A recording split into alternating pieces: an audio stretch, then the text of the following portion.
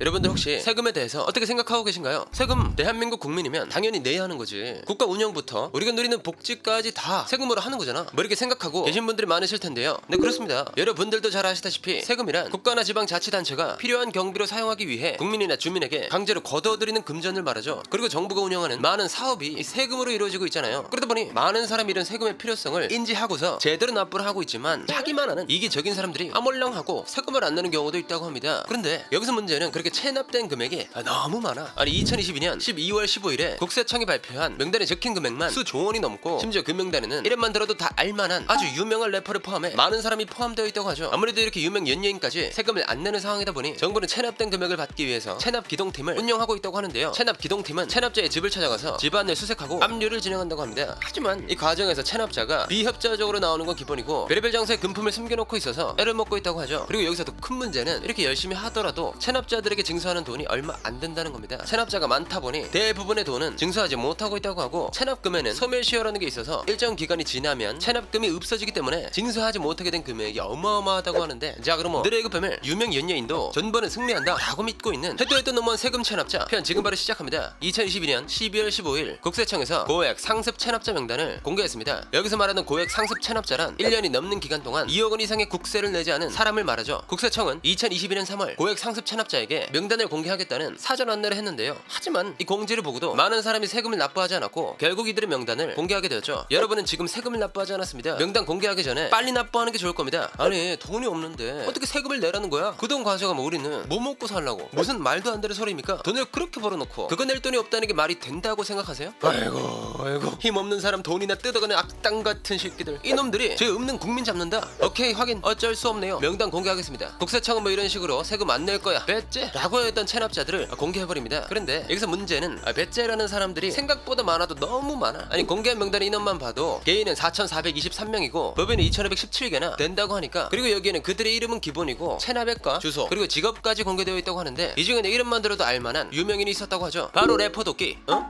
도끼? 평소에 자기 플렉스하고 다니는 건 그렇게 자랑하고 다니는 사람이 세금을 납부 안 했다고? 뭐 이렇게 생각하고 계신 분들이 많으실 텐데요. 실제로 도끼는 평소에 SNS를 통해 고급 아파트나 비싼 시계, 여러 대의 슈퍼카를 공개하기도 하고, 공연 중에 관객석을 향해 돈다발을 뿌리는 퍼포먼스를 보여주기도 했습니다. 그야말로 플렉스의 표본이라고 할 수 있는 모습을 보여주었죠. 그런데 이렇게 돈을 잘 쓰고 다니는 사람이 세금에는 플렉스를 안 했네. 국세청에서 공개한 정보에 의하면 도끼가 미납한 금액만 해도 3억 3,200만원. 아무래도 이런 거액의 돈을 체납하다 보니 도끼도 명단 공개 후보에 오르면서 세금을 내려고 했지만, 도끼는 최근까지도 세금을 납부하지 않았다고 합니다. 근데 이렇게 이름까지 싹 까발려진 상황이면 부끄럽게 여기고 납부할 만 하잖아요. 그러나 도끼는 체납자 명단이 공개된 날 SNS에 자신의 앨범을 홍보하는 게시물을 올렸죠. 뭐 납세 의무도 제대로 안 지키고 있는 사람이 앨범 홍보를 하고 있으니 사람들이 보기 어이가 없고 팬들도 이건 좀 아니다라는 생각을 하게 되었습니다. 그러다 보니 게시물에는 댓글로 제발 세금이나 내라는 댓글들이 달리면서 팬이든 아니든 많은 사람에게 질타를 받고 있다고 하죠. 그렇다면 여기서 들 수 있는 의문이 이거일 것 같은데요. 세금을 제대로 내지 않고 있으면 강제로라도 징수하면 되는 거 아닌가? 하지만 이것도 그렇게 쉬운 사항은 아니라고 합니다. 국세청에 의하면 도끼가 국내에서 본인 명의로 가지고 있는 돈이 없을 것으로 보고 있다고 합니다. 그 이유는 본인 명의 재산이나 차량, 예금이 있으면 바로 압류해서 징수할 수 있기 때문이라고 하죠. 즉 국내에는 본인 자산을 남겨놓지 않았을 거라는 겁니다. 뭐 이것만으로도 굉장히 충격적인 내용이지만 도끼보다 심각한 사람들도 있다고 하는데요. 아니 세금 때문에 빼도 박도 못하게 처벌받는 사람들도 많다고 하네. 국세청은 최근 조사를 포탈해 유죄가 확정된 47명의 명단도 공개했습니다. 여기서 말하는 포탈이란 과세를 피하여 면한다는 의미라고 하거든요. 그러니까 세금을 내기 싫어서 불법을 저지른 사람들이 있다는 거지. 그런데 이 중에는 배우이자 가수인 장근석의 어머니인 전혜경도 포함되어 있다고 하는데요. 연예기획사 대표인 전혜경은 18억 5,500만원이나 되는 돈을 포탈해서 명단에 올랐습니다. 아무래도 연예기획사를 운영하고 있다 보니 국내뿐만이 아니라 해외에서도 활동하면서 돈이 들어오게 되잖아요. 전혜경은 해외에서 얻은 소득의 일부를 자기나 타인 명의 해외 금융계좌로 이체해서 돈을 빼돌리는 방식으로 세금을 포탈했다고 합니다. 그 죄가 매우 무겁다 보니 징역 2년 6개월에 집행유예 4년, 벌금으로 30억 원까지 선고받았다고 하죠. 뭐 이렇게 공인에 위치해 있는 사람들이 탈세하는 것은 현재뿐만이 아닌 과거에도 끊이지 않고 발생했었는데요. 그 중에서도 가장 대표적인 탈세 논란으로는 유명 영화배우 송모씨가 있었습니다. 송모씨는 2009년 국세청으로부터 모범 납세자로 선정되었지만 2012년 세무조사를 받고 무려 31억의 세금을 추징받은 것으로 알려진 데다가 2014년에는 7억 원의 세금이 추징된 것으로 밝혀졌죠. 이때 당시 송모씨는 자신이 벌어들인 수입 137억 8천만 원 중 경비로 76억을 썼다고 하거든요. 그런데 여기서 중요한 것은 약 55억 원에 달하는 비용을 증빙 없이 공제 처리해버렸다고 합니다. 그리고 이 상황이 벌어지게 된 것은 당시 송모씨의 담당 세무사가 세무 처리를 잘못하고 있었고, 송모씨는 세금 납부에 대한 일을 잘 몰라 이런 일이 발생한 것이라고 했죠. 이후 세무 대리인을 선임해 모든 업무를 위임했더라도 모든 최종 책임은 납세자 본인에게 있음을 잘 알고 있다면서 공식 입장문을 발표했습니다. 참 한두 푼도 아니고 수십억 원에 달하는 세금을 단지 몰라서 단순 실수로라고 말하는 게 이해하기 힘든 부분이잖아요. 이렇게 많은 사람의 관심을 받는 공인의 위치에 있는 사람들이 세금을 제대로 안 냈다는 것은 충격적이라고 할 수 있었지만 여기서 더 충격적인 것은 따로 있었습니다. 공인이 아닌 사람들이 이거보다 더하면 더했지 덜 하지는 않았다고 하는 것이었죠. 그들이 체납한 금액만 해도 무려 4조 4,196억 원. 아니 체납자의 명단을 체납액을 기준으로 정렬했을 때 상위 위치한 사람들은 체납액이 수십억은 기본인데다가 특히 개인 체납자 중에서 상위 2명의 체납액이 진짜 미쳐버렸다고 하죠. 먼저 2위의 총 체납액은 708억 4,200만 원이나 된다고 하고 1위는 무려 1,738억 5천만 원이라는 돈을 체납했다고 합니다. 이 두 명의 합친 금액인 2,400억 원만 해도 진짜 어마어마한 액수잖아요. 대략 계산해보면 타 천연생 만 명이 1년 동안 벌 수 있는 연봉을 다 합친 금액이랑 맞먹는 수준의 돈이니까. 그리고 여기서 더 큰 문제는 개인 체납자 중에서는 돈을 버는 방식 자체가 잘못되어 있는 경우가 많았다는 겁니다. 뭐 세금을 많이 내야 하는 사람들은 지배적으로 돈을 많이 버는 사람들이잖아요. 그런데 이들 중 상당수의 사람이 불법 도박 사업장을 운영하는 범죄자였다는 거죠. 그러니까 돈도 불법으로 버는 사람들이 세금조차 제대로 납부하지 않고 있다는 거야. 이게 얼마나 심각하냐면 체납자 상위 10명 중 4명이 불법 도박장을 운영하는 사람일 정도라고 하네. 아무래도 이런 식으로 돈을 버는 사람들이 많으니까 세금을 덜 내기 위해서 불법을 저지르는 일도 많이 있다고 하죠. 대표적으로는 기부를 악용하는 사람들이 있다고 합니다. 보통 기부를 하면 기부액의 일정 비율에 대해서 세액을 공제해준다고 하는데요. 이 세액 공제를 받기 위해 가짜 기부금 영수증을 발행하는 사람들이 있다는 거죠. 이로 인해 국세청은 가짜 영수증을 발급하고 기부금 영수증 발급 명세를 작성하거나 보관하지 않은 기부금 수령 단체의 명단도 공개해버립니다. 이 때문에 31곳이나 되는 단체가 이 명단에 이름을 올렸다고 하네. 아무래도 개인부터 법인, 심지어 기부금 수령 단체까지 세금 내지 않겠다고 이 난리를 피우고 있다 보니 정부에서는 이 상황을 손가락 빨면서 지켜보고만 있을 수는 없었습니다. 아니 애초에 체납 금액만 해도 4조 원이 넘는데 가만히 있으면 그게 말도 안 되는 거지. 그렇게 정부에서는 체납된 세금을 징수하기 위해서 노력 중이라고 하는데요. 일단 정부는 체납 기동팀을 운영하면서 납부를 거부하는 악질 체납자들을 찾아간다고 합니다. 물론 애초부터 세금을 내지 않겠다고 마음먹고 있는 사람들인데 순순히 돈을 내놓는 사람이 있을 리가 없잖아요. 실제로 체납자들에게 돈을 받아내기는 진짜 어려운 일이라고 하죠. 그래도 일단 체납 기동팀은 체납자들에게 돈을 받기 위해서 이른 새벽부터 움직이기 시작합니다. 똑똑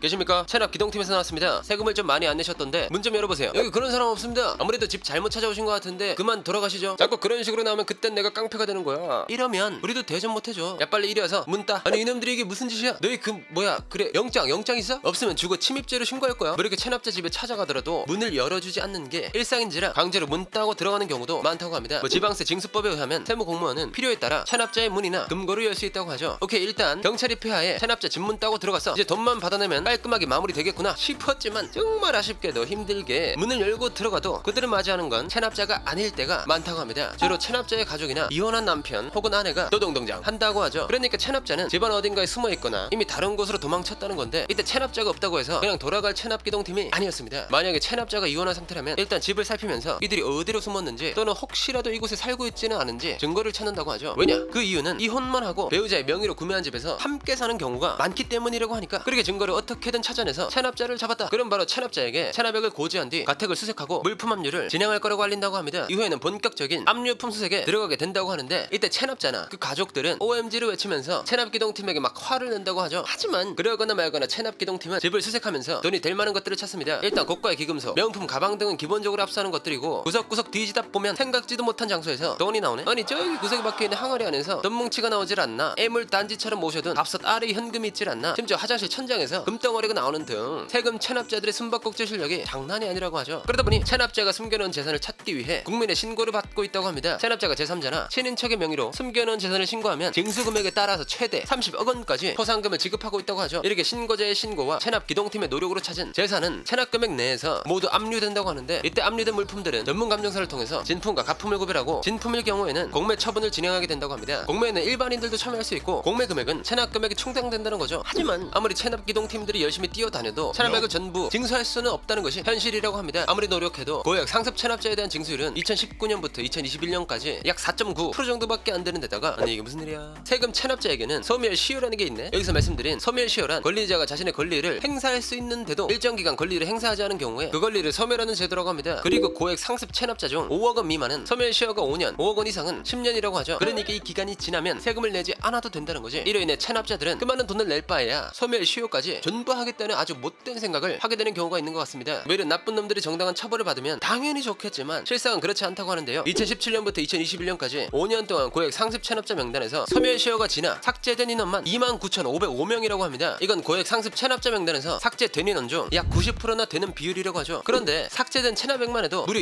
8조 8,308억 원이나 된다고 하네. 그 중에서도 특히 2021년 한 해 동안 소멸시효가 지나 명단에서 삭제된 사람만 13,913명이고 체납액만 13조 5,522억 원으로 지난 5년 중에 거의 절반 가까이 된다고 합니다. 이렇게 돈 안 내고 전부에 성공하는 경우가 상당히 많다 보니 남들이야 뭐라고 하든 그냥 개무시하고 돈을 안 내는 거죠. 지금도 체납 기동팀이 열심히 뛰어다니고는 있지만 그것만으로는 부족한 상황에서 정부에서 체납자들에 대한 대응을 빠르게 마련해야 할 것 같네요. 자, 그럼 모두가 모범적으로 세금을 납부하는 세상이 오기를 바라면서 오늘의 1급 비밀 마치도록 하겠습니다. 다음에 또 다른 이야기를 담으시려 1급 비밀 파일을 들고 다시 찾아오도록 하겠습니다. 감사합니다.